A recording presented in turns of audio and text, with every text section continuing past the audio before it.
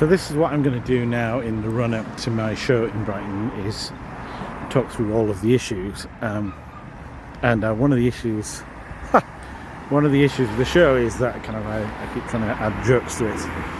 And I've got a joke to start off with, which is the Buddha says we become the thing that we most resist, which in my case I think means I must have been pushing very hard against a fat Yorkshireman.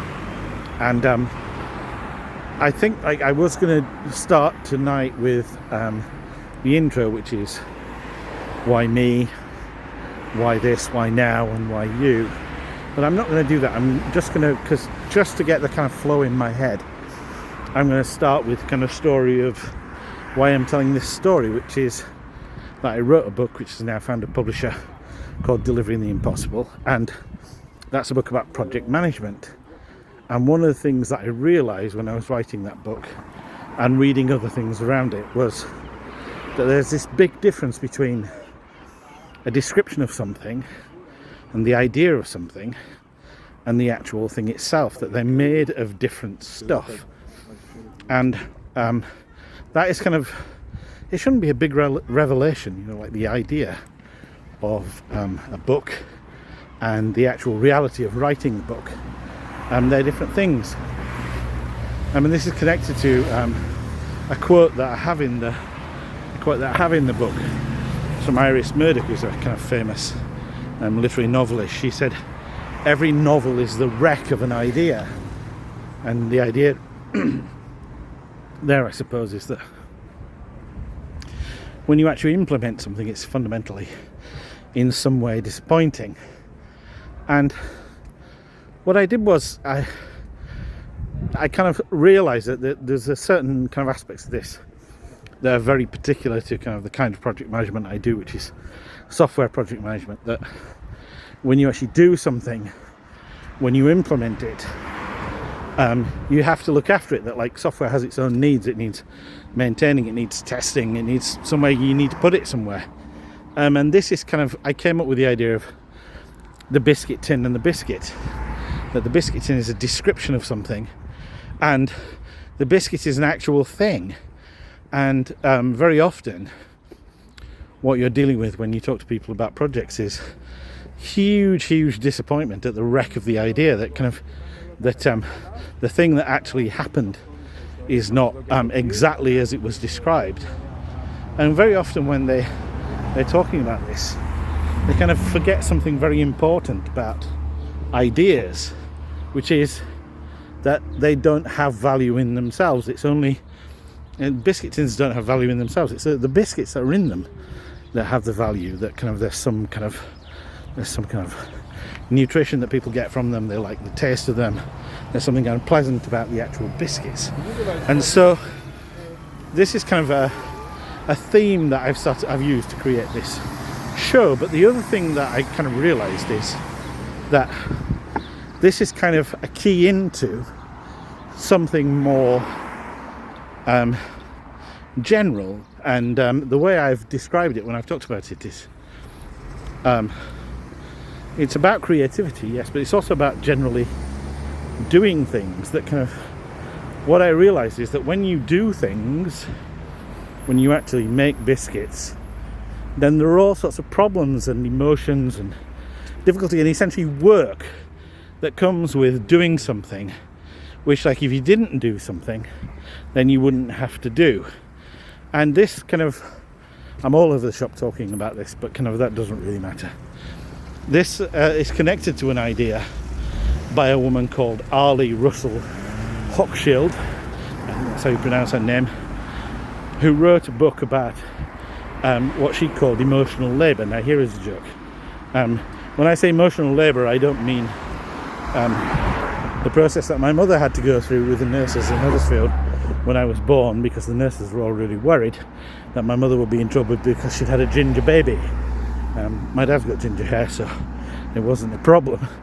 But yes, emotional labour. What is emotional labour? Emotional labour is the effort you have to put into dealing with your emotions when you do something. And a very straightforward way of thinking about this is that, like, if you're a waiter or a waitress, you have to be polite to your customers, even if you don't like your customers. And that extends to all sorts of dealing with customers. You have to be polite to your customers. You have to be friendly with them, even if that's not what you want to do. So that's one kind of emotion that you have to deal with. Another kind of emotion, though, that you have to deal with is basically, it's really related to this, and this is what I realised about the whole business of the biscuit tin and the biscuit, is when you do something and it doesn't quite go as you expected, then you probably feel some negative emotions. And the other thing is that when you do something and it does go well and it does go better than you expected, you also have some positive emotions. You might not be ready for those either. When I found out that kind of my book had been accepted by a publisher, or there was an offer from a publisher, I didn't look like that cheerful about it. And my wife said to me, "Can't you just be happy about this for a while?" And I was thinking, well, yes. I mean, the ultimate answer is truly no. I couldn't be just happy about it, because what I was thinking about was, well, then I don't want to fuck this up. I don't want to fuck up this opportunity. I'm going to have to write it to a deadline, and so there's a whole bunch of things about that. And I have to kind of worry about the contract and a whole bunch of stuff that just comes from actually having some success, that kind of other things happen. And this is a tiny, tiny amount of success. So kind of what I realized is that kind of this business of kind of like actually turning a description of a biscuit into a biscuit, it involves a lot of emotional work. It's gone very quiet because there's no traffic. It feels really spooky. And that's kind of really what this show is about. It's about understanding that when you do things, you get all sorts of emotions, and essentially kind of carrying on doing things and being successful at some point is all about dealing with those emotions, about doing that emotional work. And I'm not sure that I've seen this anywhere else as being talked about exactly like this, that kind of what you have to do is emotional work. Now, the alternative to doing that emotional work is something that I saw a lot when I see a lot as I'm doing project management, but I had it explained to me by improvised theatre. So I've lived in North London, and so I don't quite know how this works, but just about everybody who's lived in North London has ended up doing an improvised theatre course, and I did an improvised theatre course. And I also read some of the books by one of the guys who's like one of the initial kind of what was the word? Pioneer, that's the word. One of the pioneers of improvised theatre in the UK, who moved to Canada. And one of the things he talks about people kind of doing something called agreed activity. So I'll give an example of this. Let's say that you're a bunch of improvisers and you're on the stage. You've got an audience, and you ask the audience for a suggestion of where you all might be, and they say on the deck of a sailing ship. And so the scene starts, and someone who's part of the improvisation crew puts a pretend telescope to their eye and looks out to sea and says, "Oh, look, a sailing ship." Now, not a sailing ship, a pirate ship. It's a really important aspect to that. So the interesting thing about this is that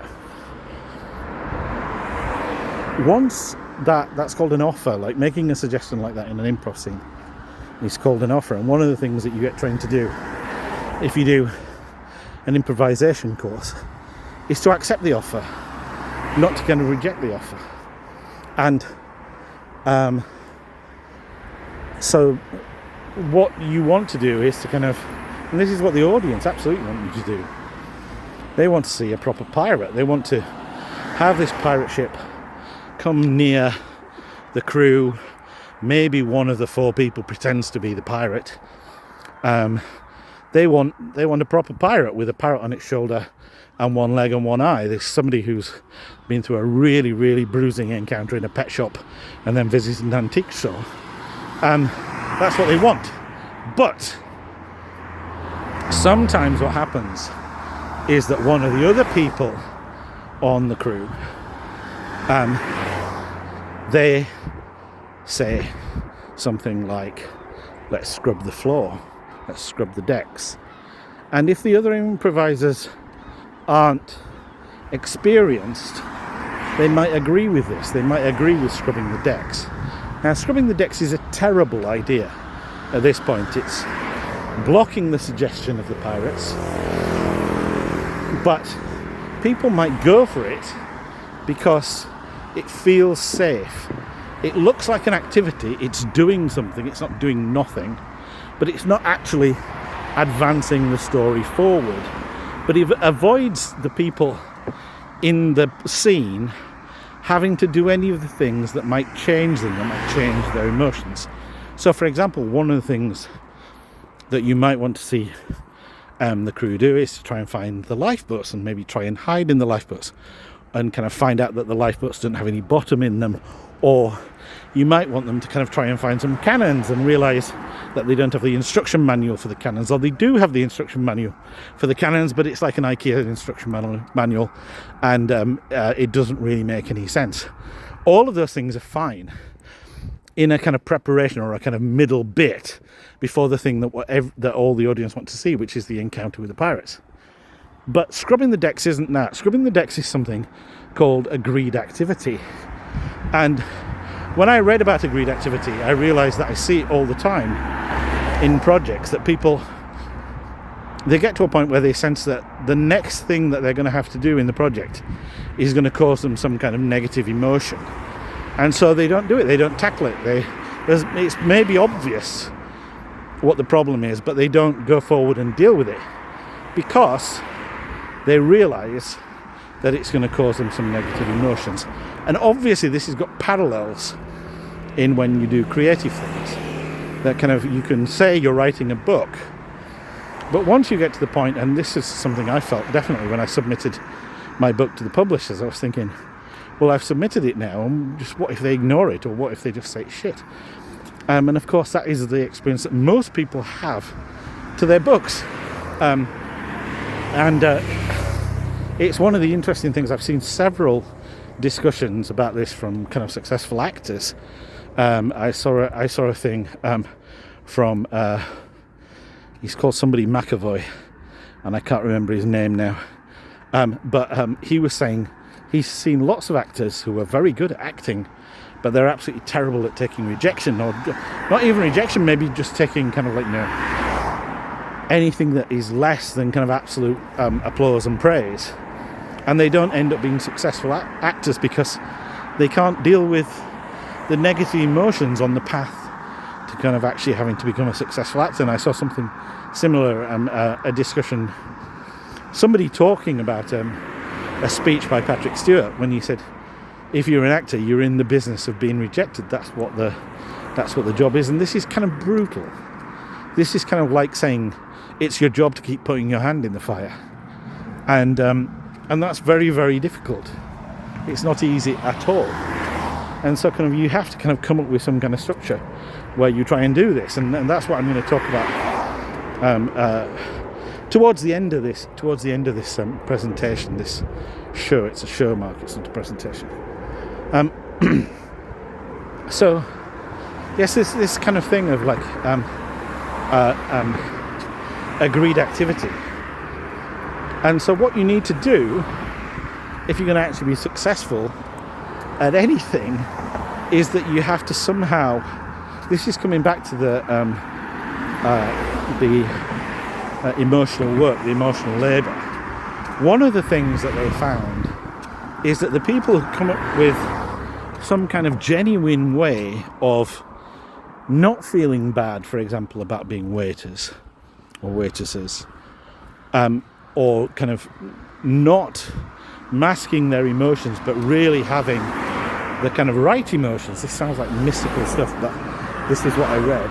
Those are the people that are most successful in, and it causes them less kind of emotional damage than the ones who are just kind of gritting their teeth and getting through it. And this seems to be something that you probably have to do as well if you're going to be creative, or if you're going to do anything that involves surprising emotions or negative emotions or just emotions, really, is that you have to come up with a way of dealing with. So that's dealing with the positive emotions and not getting overexcited about them, and then dealing with the negative emotions and not getting overexcited about those either. So kind of this is very interesting. And one of the things that I found that I can do is, and it's taken me a long time to get to be like this, is to just write for a short amount of time every day. But here's another thing: I'm all of these things are coming out willy-nilly at the moment, and they need structuring. Is that I read another book. It's by a woman called Patsy Rodenberg, and she writes. She's a voice coach essentially, and she's written books on the voice, and she wrote a book about essentially how women should find their voice. And she wrote a book called Presence, which is, it's not directly about speaking, but it's about kind of your attitude to speaking. And I found it really interesting, but it's one of these books that I read and I thought, yes, this is really, really important. And then I find myself not really implementing any of the things that it suggested. And basically what it does is, lost control of my gimbal, it happens, it's a thing. So basically what she talks about is there being these 3 different circles of communication, and I'll take them in a slightly odd order. I'll take them 3, 1, 2. The first kind of circle I want to talk about, which is circle 3, is basically being shouty and kind of projecting and being really, really assertive.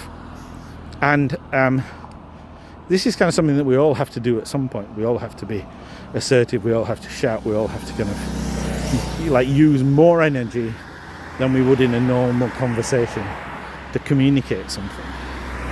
And the opposite of that is first circle energy, which is being kind of very shy and very quiet and very introverted. And we all need that as well. We all need to sometimes just be essentially talking to ourselves.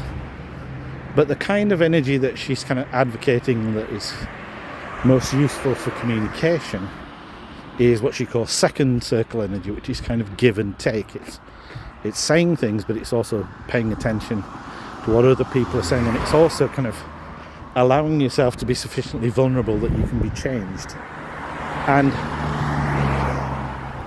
what I realized was that this kind of second circle energy is extremely valuable, but it's also when you read about this, you think, oh, I'm going to do that all the time.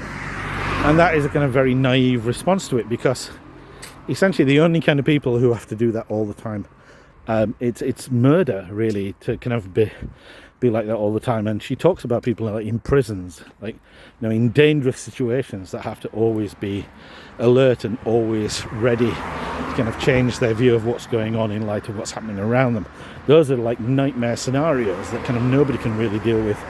Some people have to deal with it for long periods of time, but it's why they kind of join gangs and kind of get protection and etc. Is because being on your own in those kinds of situations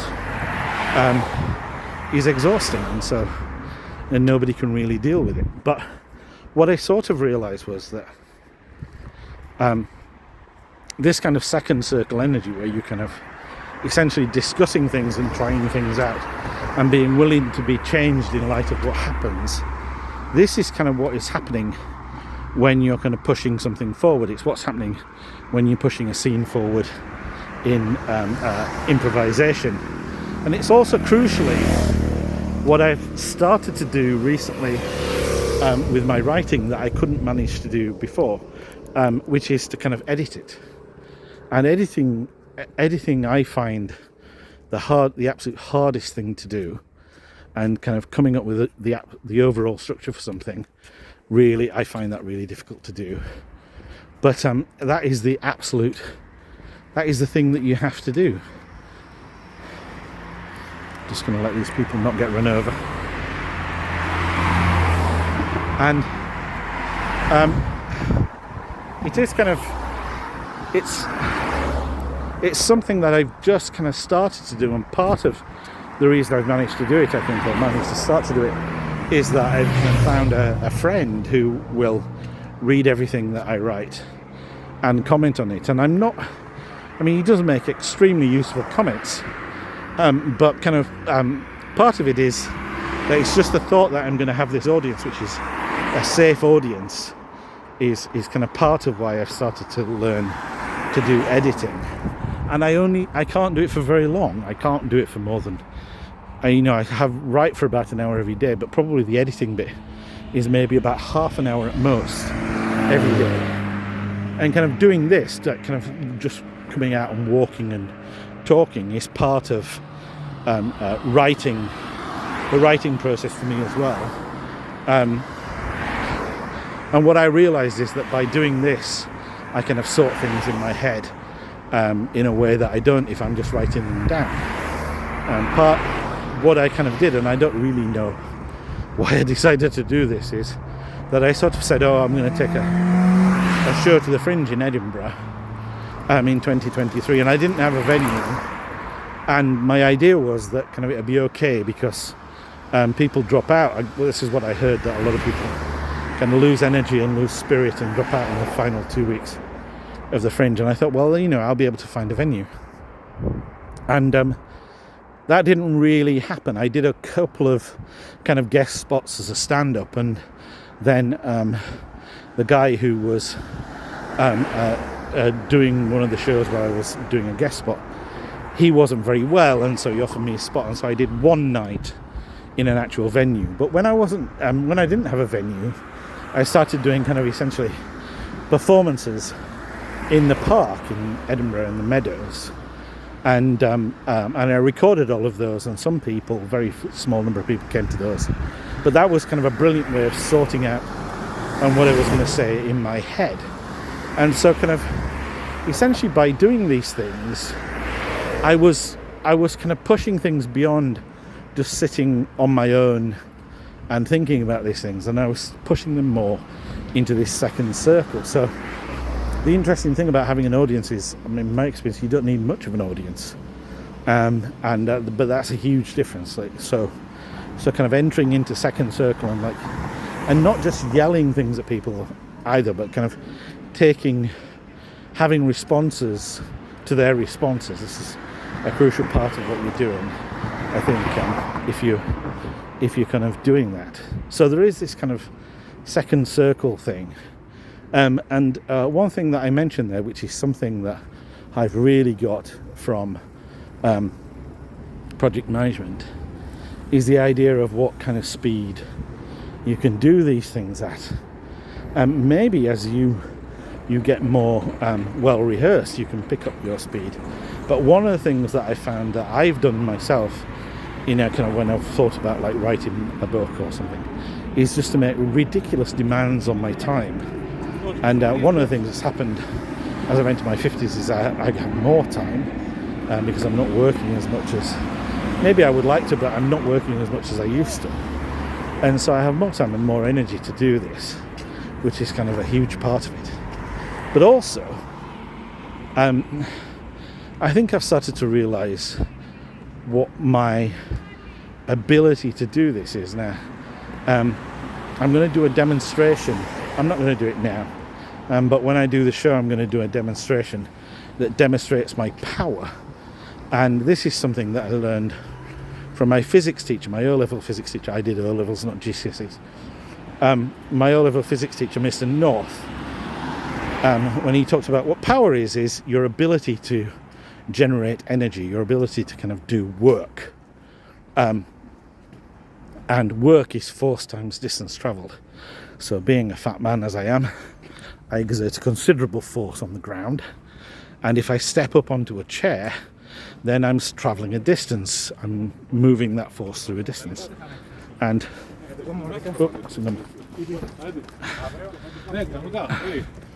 Greek joggers are a lot less stroppy than London joggers, I have to say. So yes, I exert a force on the ground, and then so if I step up onto a chair, then kind of I'm doing work, and then the question is, how much work can I do in a certain amount of time? So when I do this exercise, what I do is I step up and down off of a chair as many times as I can in 30 seconds. I do it for 30 seconds because I know if I do it for more than 30 seconds, I'll be too knackered to speak when I stop.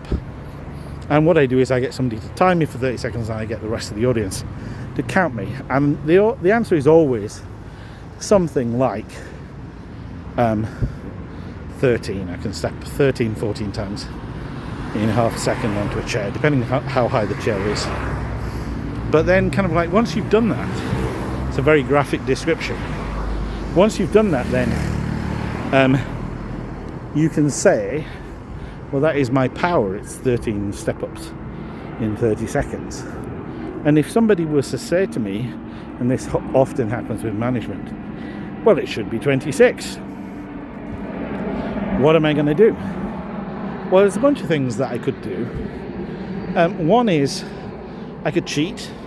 I could lie about how many times I've stepped up and down in 30 seconds, and then, maybe I'll get caught, and maybe that'll be fraud, and maybe that'll be the undoing of me, or maybe that'll be undoing of somebody else. I don't know.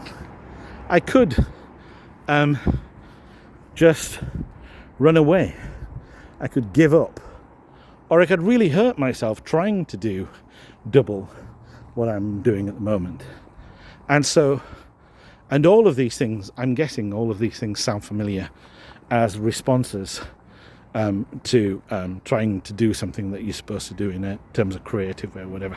You've kind of just given up, or you've kind of tried to fake it, or you've kind of hurt yourself trying to and put yourself off by trying to do more than you possibly can do. Now, that doesn't mean that I couldn't improve my score by a few if I actually practice. And I think that's definitely something that's happened with my writing as well, is that by doing it every day, I've kind of got better at it. But I would say I've got better at it very, very slowly. I've improved very, very slowly. It's not like a kind of night and day overnight thing at all. And so this is just something that that people do, and I've done before, which is to say, okay, I'm going to get up every day and I'm going to write 1,000 words every day, and that's how I'm going to become a writer. And one of the things about that I've sort of realised is there part of you that is kind of setting these impossible demands so that you won't be able to meet them, and then you kind of give up? Are you kind of at war with yourself over this? Now, what I want to do at this point is to have some kind of session. There are two things that I'm kind of missing. One is the kind of hero's journey, and what comes off the back of the hero's journey is abandoned quests. And so a hero's journey is essentially, it's what we know from some of the most successful pieces of writing ever, from Lord of the Rings and from Star Wars, which is this idea that you have a hero. And I wanted to kind of dress this up as, say, as a heroine, but maybe there are some stories, some famous stories that involve heroines that do this. Maybe Alice in Wonderland, maybe. But the idea is that you have somebody, and they're kind of a reluctant person. They don't want to kind of go away from the safe place, the nice village, and they're kind of somehow pulled away from that safe place, and then they have to go and do something that is kind of a challenge. And on the way, they're put off in various ways, and at various points they despair, but then they kind of struggle through, and they do the thing that they have to do, and then they come home and they have a nice tea, I think Lord of the Rings is very strong on the nice tea at the end. And so this is a kind of classic story arc, and it's one that really, really appeals to us. But kind of what doesn't happen in stories so much, and so kind of like we don't know what to do about it when it does happen to us, is that the hero doesn't kind of give up halfway through. But in fact, in terms of the quests that we have in our life, we do that a lot. We start something and we're very excited about it, and then we kind of give up on it. And in general, that's regarded as a bad thing. That kind of what people should do is stick to things all the way through. But, life happens. There are all sorts of reasons why you might not end up keeping on with something that you initially had lots of enthusiasm for. And some of those are good reasons, and some of those are reasons that maybe if you had more understanding of this kind of business of emotional work, and the fact that kind of when you do things, what you get is surprise, and negative emotions and even positive emotions might be difficult to deal with. If you had more of an understanding that that's what was happening, that that's what's going on, maybe you wouldn't abandon so many of those quests, but also maybe you'd have more sympathy with yourself and more kind of understanding of why you've abandoned some quests, and you'd be perfectly happy then to pick them up and to carry on with things that you have abandoned. And so kind of what I'm going to do in this final bit is I'm going to talk about a kind of strategy for kind of picking up something that you kind of abandoned, or moving on to the next level with something that you're kind of stuck with. And at the end, I'm just going to warn you now, I think my show is supposedly for adults, but I am going to swear at the end of it. And so the first kind of thing here is to find something that is the next step on something that you're doing, the next step on something that you're doing creatively, next step on something that you're just trying to get done, and feel the way that you're hesitating with it. And then when you've kind of started to feel how you've hesitated with it, figure out on a scale of 1 to 10 how strong that feeling of hesitation is, and then just start to dial it up so that it goes, like, say if you start at 5, kind of hesitating, you feel this feeling of hesitation of 5, then kind of dial that up to kind of 6, and then feel that really, really strong hesitation, and dial it up to 7, and then kind of that's really strong hesitation that you're feeling, dial it up to 8, and stuck, it's like kind of, like you kind of a choke chain around your neck that's kind of making you hesitate and stopping you doing this thing, and you can see this thing, and then kind of you kind of can't get at it, you can't move forward, dial it up to 9, you kind of your hesitation, just like, it just feels like a complete block that you can't move on to the next phase of whatever it is that you want to do. And then kind of finally, like, move it up to 10, kind of hesitating at 10, just kind of like whamming into this wall of hesitation. And now start to feel frustrated. Start to feel frustrated that you can't move on to the next thing. And when you feel frustrated that you can't move on to the next thing, then score that. How frustrated do you feel that you can't move from this thing on to the next thing? And dial that up, so start to, if it's at 6, start to dial it up to 7, and then 8, and then 9, and then 10. Feel totally frustrated that you can't move on to the next thing that you need to do. And then start to feel impatient. Just like I've had it with the fact that you can't move on with this thing that is the next thing that you want to do in something that you're currently struggling with, or something that you've dropped in the past. And then with your impatience, I just want you to let that impatience melt away and just think, fuck it, I'm going to do this. I am just going to fucking do the next step of this? And that's going to be where the show finishes. That kind of that bit of like moving through kind of hesitation, frustration, impatience into well, he calls it want and go for it, but I'm going to call it fuck it. Is by a chap called Richard Bandler, who some people think is the biggest charlatan out there. And some people say that this kind of stuff doesn't work at all. But I once did it with my wife when we were out at dinner, and it turned out the thing that she wanted to take the next step on was telling me all the things that were currently annoying her about me, and it came out in a kind of big hot wave, and it was very effective. I was kind of trying it out to see how it would work, and it really worked. So kind of I think it does have power. And just to kind of wrap up, what I'm saying is the thing that not many people tell you about doing things and being creative is it creates emotions, and dealing with those emotions is work. It's work that we have to do. We have to figure out how to deal with not feeling good about something so that it won't kind of tear us apart and that we can carry on. Or we have to figure out a way of dealing with